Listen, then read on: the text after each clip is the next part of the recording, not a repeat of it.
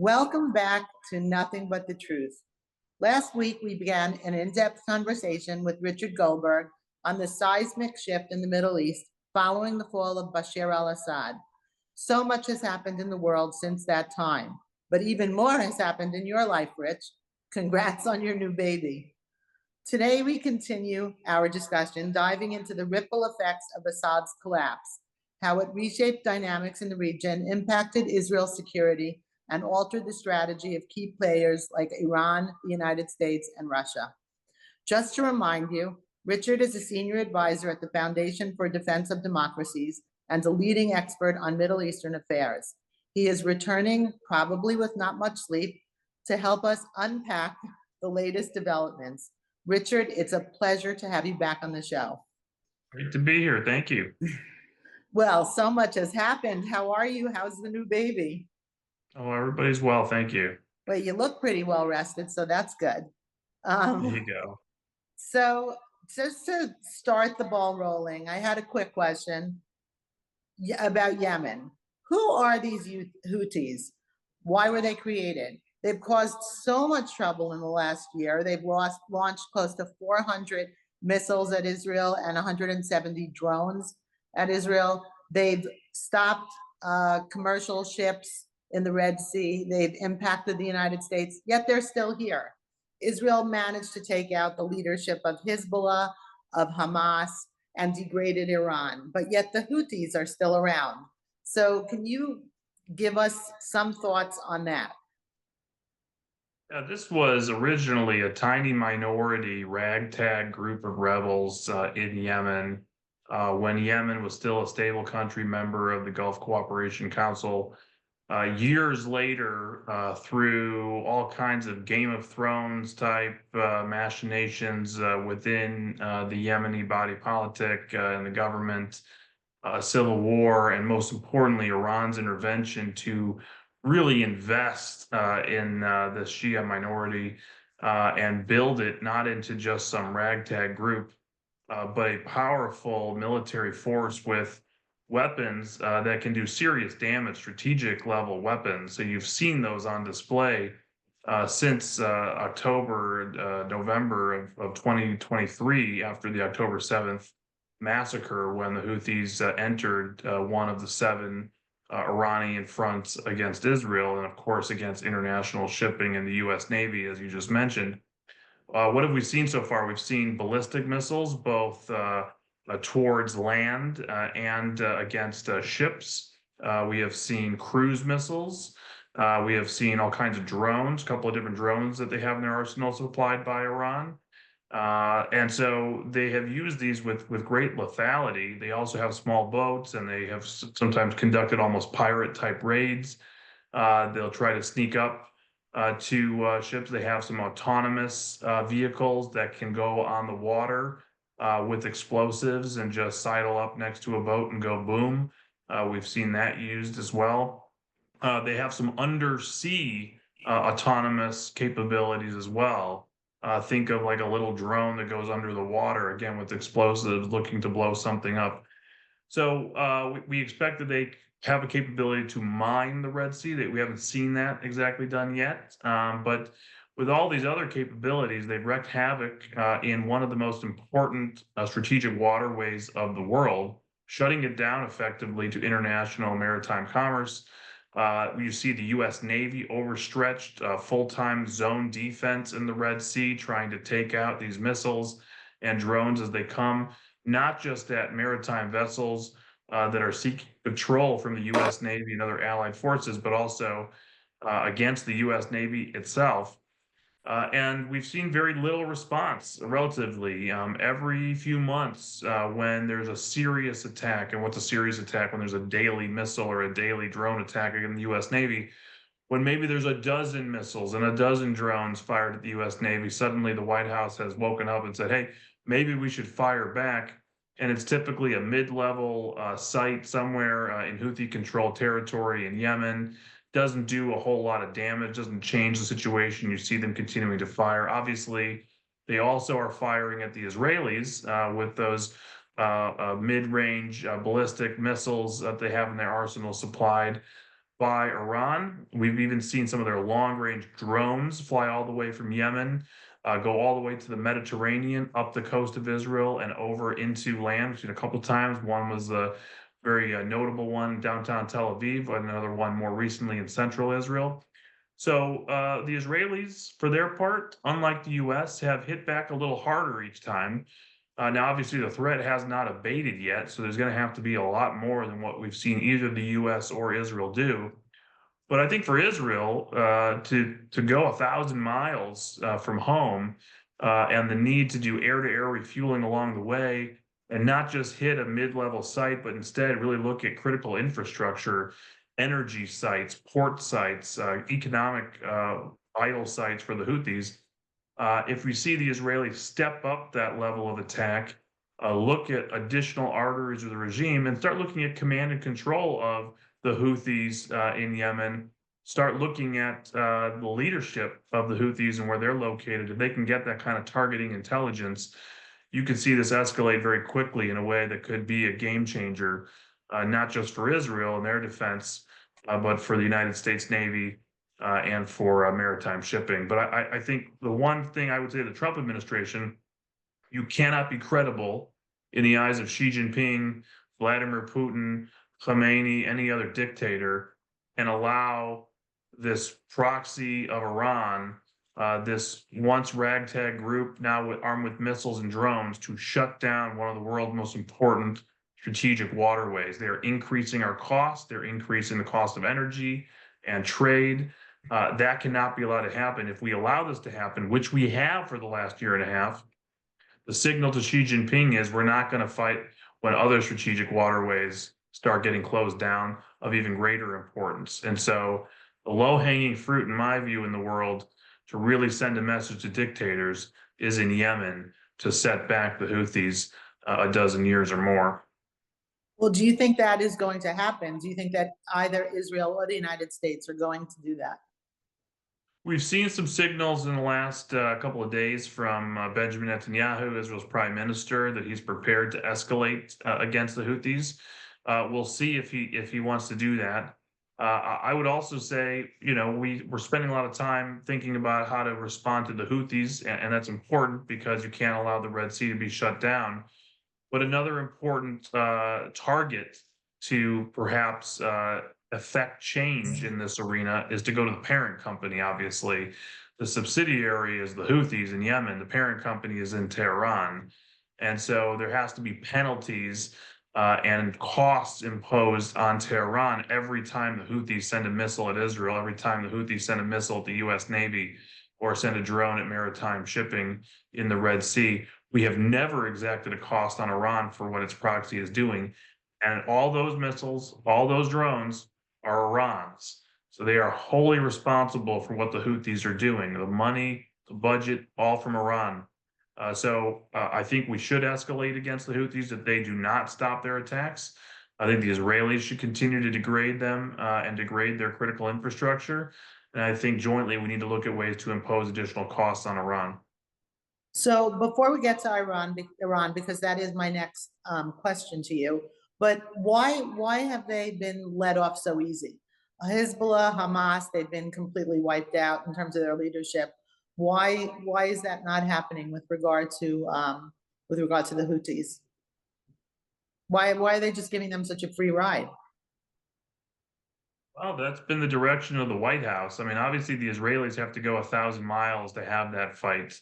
And it's interesting, the first time the Israelis struck Hodeida port after one of the ballistic missile attacks, or forgive me, I think it was actually after the drone attack on Tel Aviv. They had already intercepted many of the ballistic missiles and cruise missiles that had come their way towards Eilat, but the drone had gotten through, and there was an attack back on Hodeida port. This was before the Israelis had attacked in that major way, taking out the Iranian air defense a couple months later. It was almost a dry run of their capabilities, a demonstration to Tehran that they can go over 1,000 miles, have air-to-air refueling capabilities, and strike targets far away and come back safely. It's what they did. They actually took a CNN reporter, Nick Robertson, on the tanker that was on that mission to Yemen many months ago, And then he sort of, the story is he was blindfolded, he got on, he didn't know where he was going. He says, surprise, you're on a tanker, and you can watch the video of our attack on Yemen. And I always thought that was sort of a signal to the Iranians, hey, if we can do it in Yemen, we can do it in Iran too. The Iranians didn't get the message. So the Israelis have been escalating, and they're on a path now with Hamas degraded, with Hezbollah degraded, with the fall of Assad. Clearly, they can now focus on Yemen in addition to Iran itself if they want to, and I think they should. But this has been a directive from the White House not to escalate out of fear of causing escalation with Iran directly. We have heard the former commander of the carrier strike group that was deployed to the Red Sea after October 7th, that was stretched there for months. Just the way he describes daily combat, not seen since World War II on the high seas. And every time the US Navy was attacked and Central Command talked to DOD and the White House and said, we want to hit back hard, here's the target set, the White House ordered restraint. And so we are still in this policy of restraint. Let me tell you one other thing that's going to really just really make you mad, because it makes me mad. The Houthis, at the end of the Trump administration in January of 2021, were put on what's called the Foreign Terrorist Organization list. This is the official terror list of the United States. It comes with all kinds of criminal and economic penalties if you provide any material support to this organization or any member of the organization. We had sanctions also put on the Houthis. Now, we then went for 3 years with the Biden administration having removed the Houthis from the foreign terrorist organization early on in 2021, one of the first foreign policy decisions they made, and then loosening and removing sanctions on the Houthis themselves and allowing money to flow into Houthi-controlled territory, and for the Houthis to continue to be brought into a political process to legitimize them in Yemen.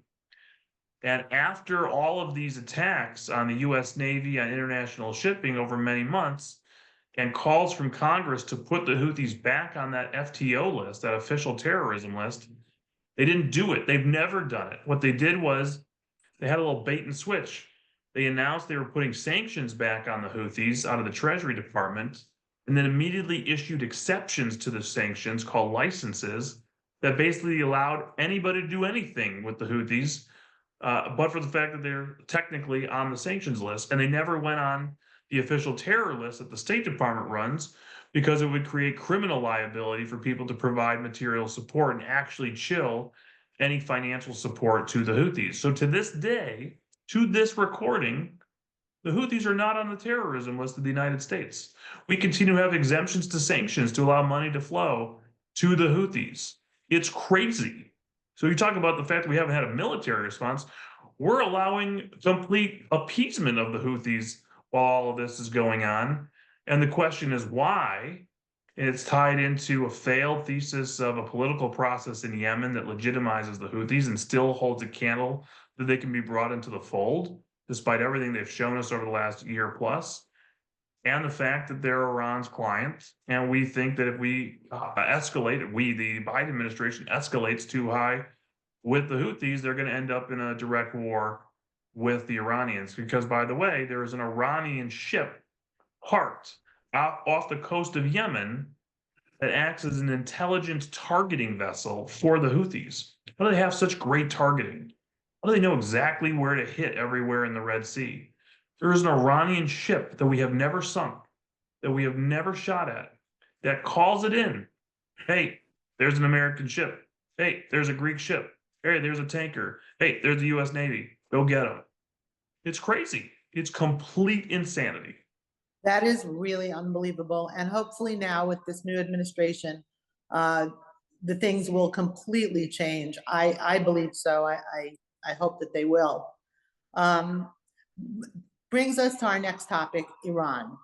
So today, Tony Blinken said that he was fearful that Iran is going to accelerate towards nuclear now that they're so degraded and so weak, that it's going to cause them to actually accelerate their program, and that he was so concerned that he was briefing the new incoming administration.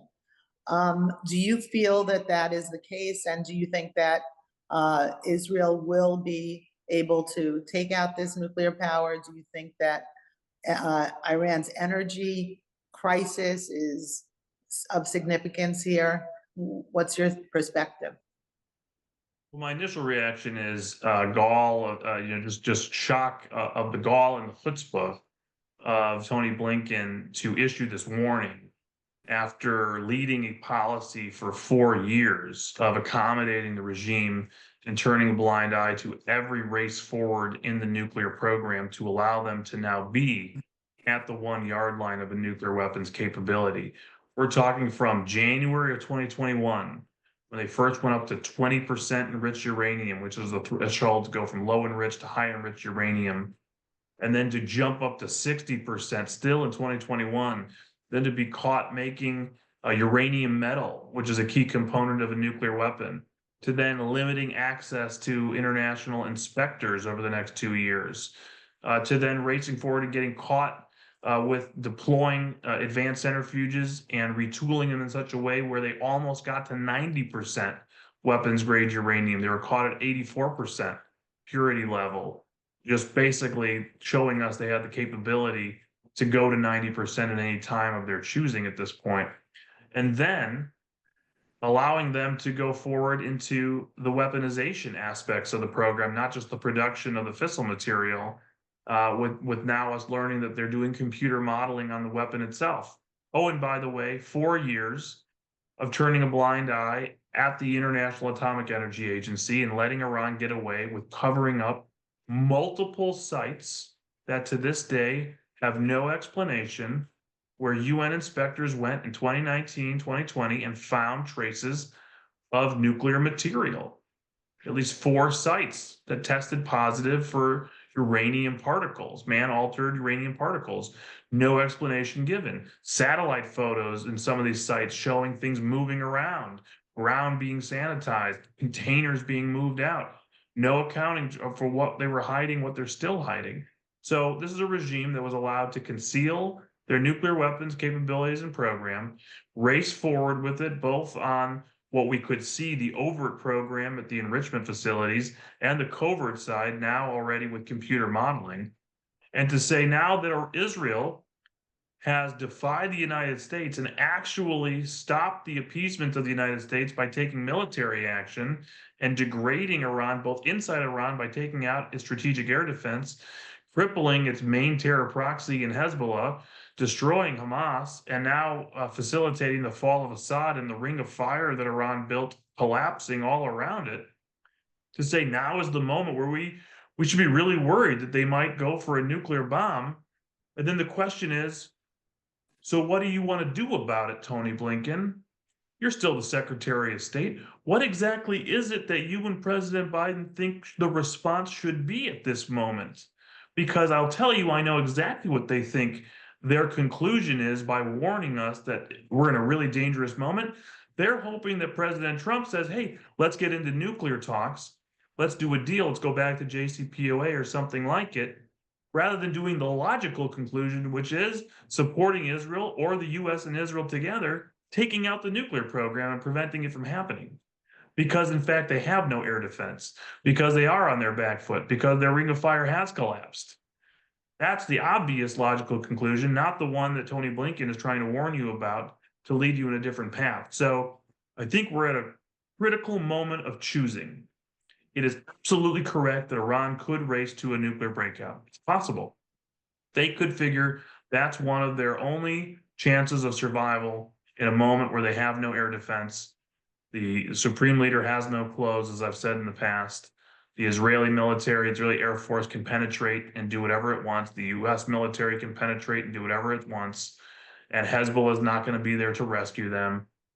And so if you're at that moment, there's really 2 choices here. One is you go to the bomb because you think that's the only way to save you, because conventional means will not save you at this point. Or you sue for peace, you try to talk the West into a nuclear deal, you try to get back to JCPOA, you see if, maybe your nuclear extortion techniques, your threat of crossing the nuclear threshold provokes the West to go back to their playbook of simply offering cash for the Iranians to stop, rather than doing something that is long overdue, and that is removing the existential danger that we in Israel, our allies, and the world faces in a nuclear Iran.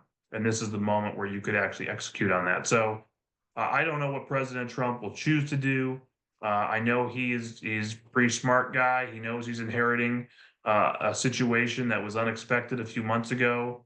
The economy inside of Iran is surprisingly, despite sanctions relief from the Biden administration, falling apart, partly because of the Trump effect of the fear of Trump coming back with maximum pressure sanctions. And so the real starts collapsing. That's the Iranian currency, partly because of mismanagement by the corrupt mullahs.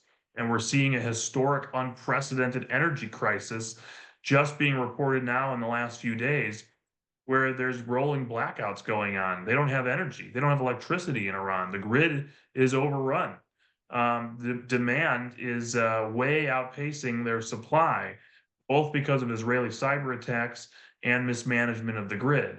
So we have a tremendous opportunity to seize here. And my thesis has been for a long time now, certainly since Iran had raced forward over the last 4 years, there was a time I thought maximum pressure by itself, sanctions by themselves, could do it. I'm less convinced of that today, unless they fear a credible military threat and therefore freeze in place and don't cross the nuclear threshold. But we need to be prepared for that contingency. And in the end, Iran can't be allowed to extort us with the possibility of a nuclear weapon, let alone with a nuclear weapon, because those in the administration, those that are coming in who want to focus on China, who want to focus on other areas of the world, who think that we've been bogged down in the Middle East and want to reposition our forces to not have to focus on the Middle East. If you keep getting extorted by Iran, if there's a threat of a nuclear weapon in Iran, you're never pivoting. I don't care what they tell you. You're going to get sucked back in over and over and over again. And if they get the weapon, you're for sure never leaving. And the world has changed in a very dangerous way for the United States and others, by the way, to the advantage of the CCP in Beijing. So removing that danger, I think, is paramount to our long-term national security. Unbelievable, unbelievable what Tony Blinken and this administration has led us to. And very, very scary times, very frightening. And I do hope that Israel and the United States together will be able to control Iran and take out their nuclear capabilities. I want to turn now to Turkey for just a moment. We spoke about this last week, and last week we were watching things unfold. Now, a couple of things have happened. Firstly, Turkey had a major rally a couple of days ago, I saw, where there were thousands, tens of thousands of people shouting to Jerusalem, to Jerusalem. And Erdogan, who was on the podium, said, patience, patience. He didn't say, no, that's not what we want, or we're not going to do that. He just said patience. So I found that incredibly frightening. I also saw things about Jolani this week that were also a little troubling. Last week, we weren't sure. Last week, he presented himself as a man of peace.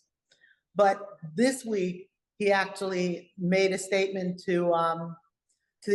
made a statement about the United States, saying that tensions could rise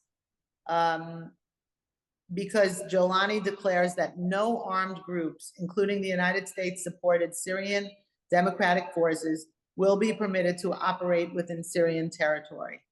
So he seems to be getting very strong, much stronger. So what are your thoughts on this unfolding situation? Have you seen tremendous changes? What are Syria's Jolani's aspirations, and what are Turkey's aspirations here? Turkey's clearly calling most of the shots at the moment, and they are both continuing to prop up Jolani along with the Qataris, but also very methodically trying to rout the Kurds and Kurdish forces. And we still are not sure what that's going to mean for ISIS in these areas and the ISIS prison camps that may be overrun with ISIS prisoners let out. So this is something we're watching very carefully. I think we should be very concerned about allowing Erdogan to get away with routing the Kurds and what the Kurds will do as they run away from their positions, including ISIS prison camps. Giuliani, I'm not sold on him being a moderate still. I think you're right. I think that there are concerns. He's clearly taking resources, material from the Turks, and you see his messaging being very similar to the Turk messaging at the moment from Erdogan. And you've seen the Qataris continue to get closer and closer, which is probably just more out in the open, something that was there behind the scenes for a while. So I don't trust anybody who's backed by the Qataris and Turks with an Islamist agenda.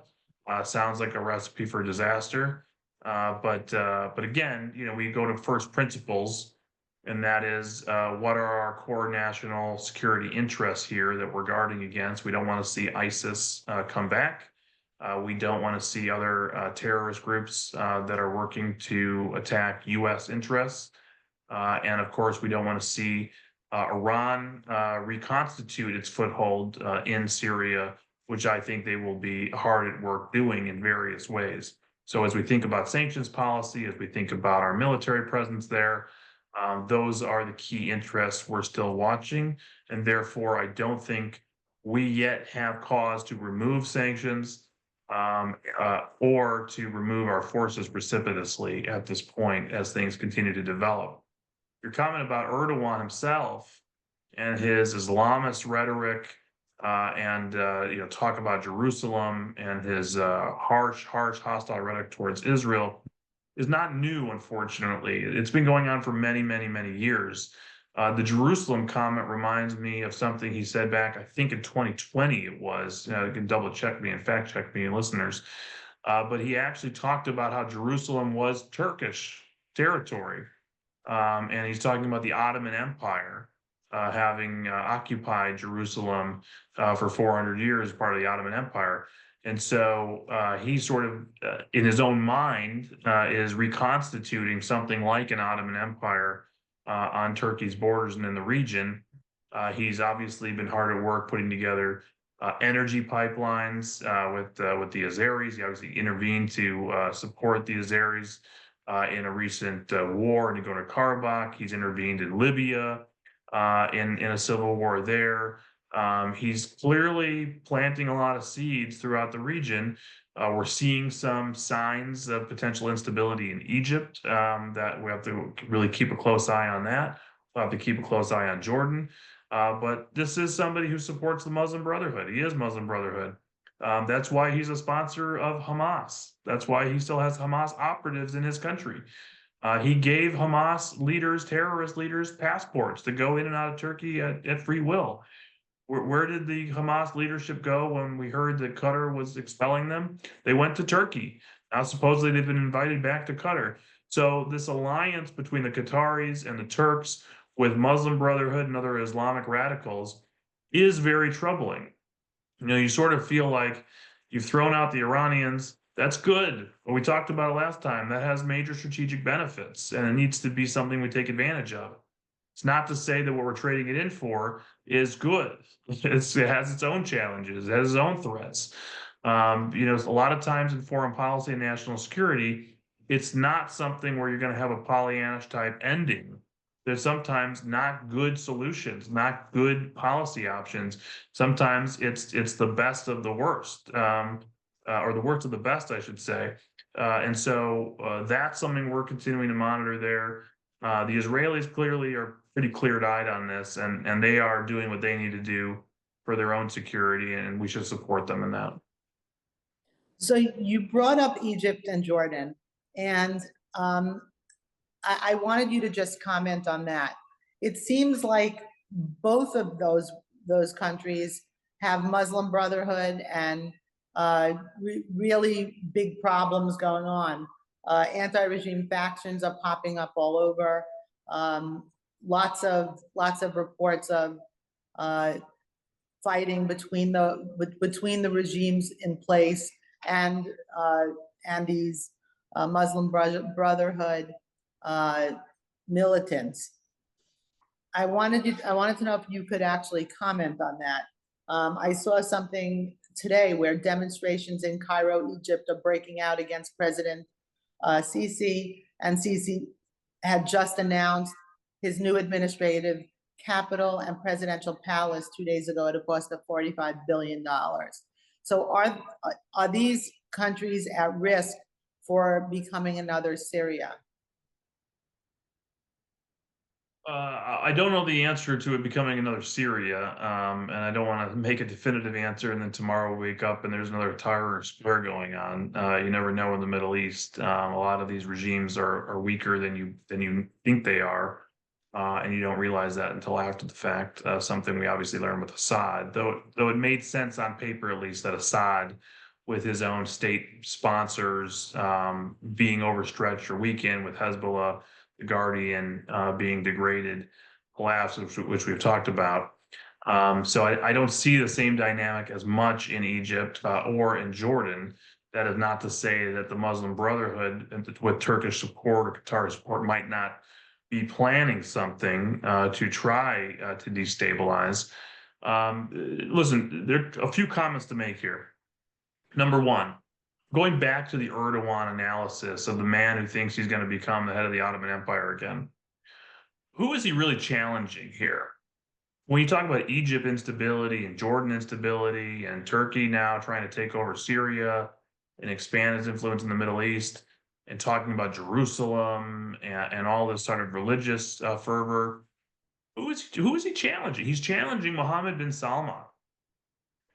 Turkey is challenging Saudi Arabia for leadership of the Arab world, for leadership of the Middle East, leadership of the Muslim world, the Sunni Muslim world.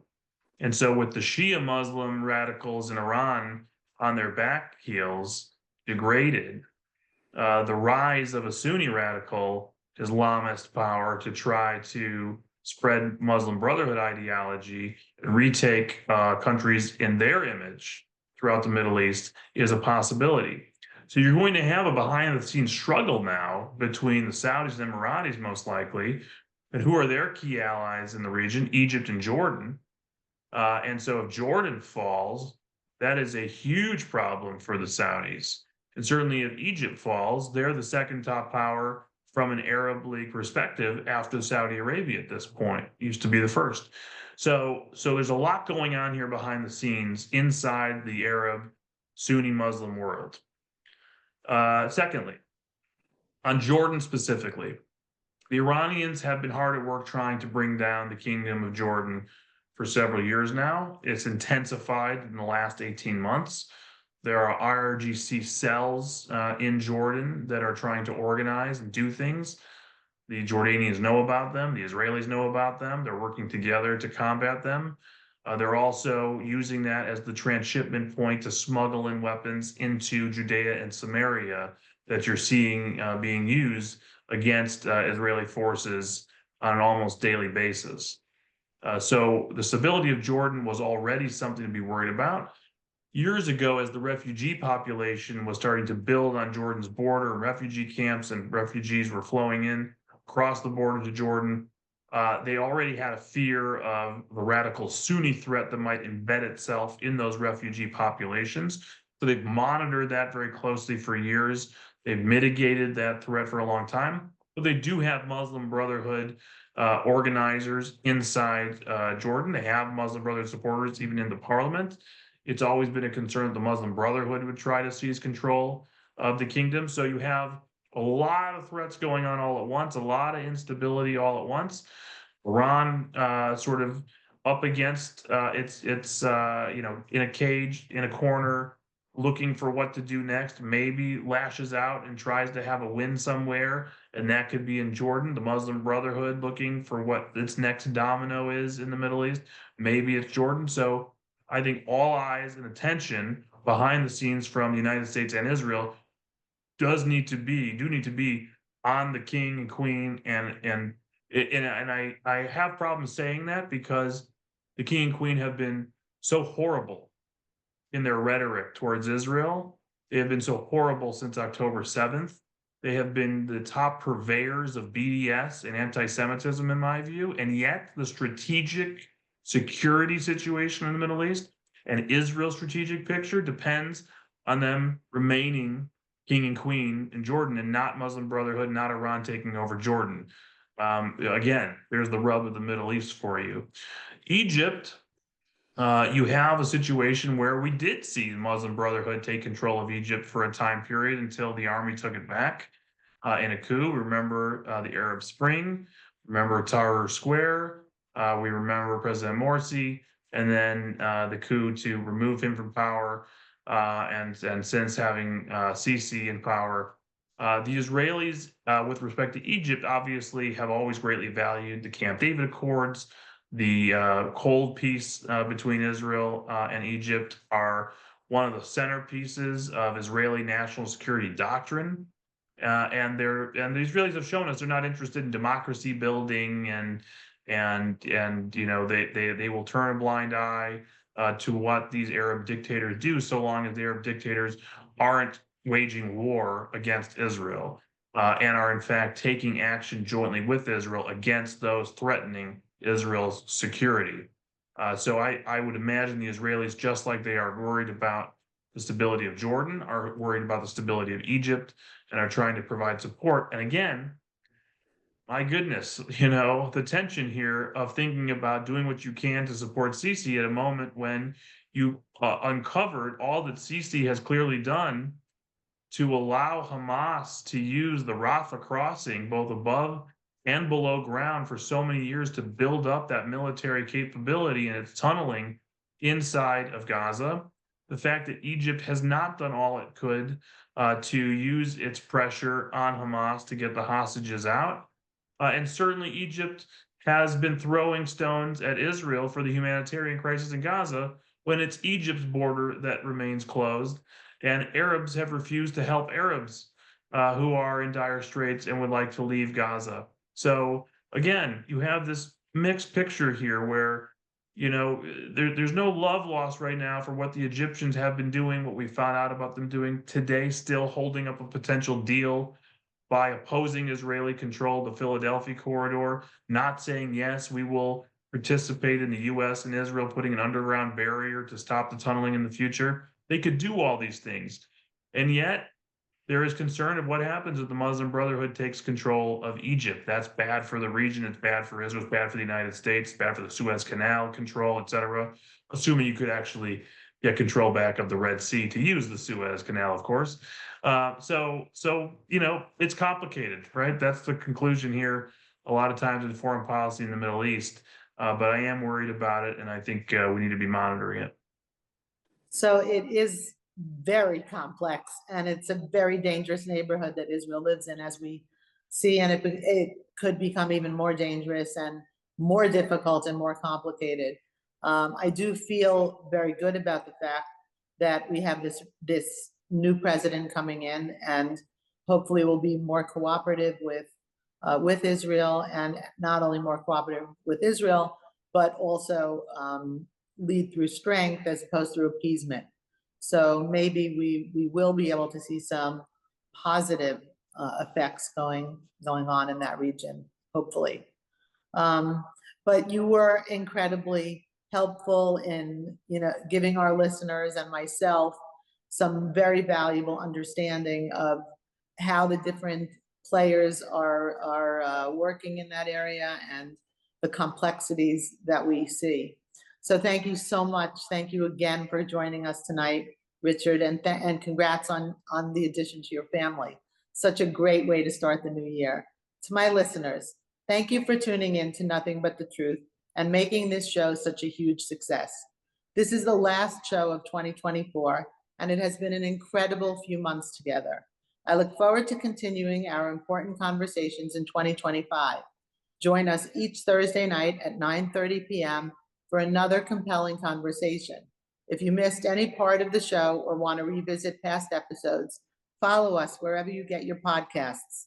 My wish to all of you is for a very happy holiday and a peaceful, prosperous, and fabulous new year. I'm Trudy Stern, and remember, you'll always get the truth here.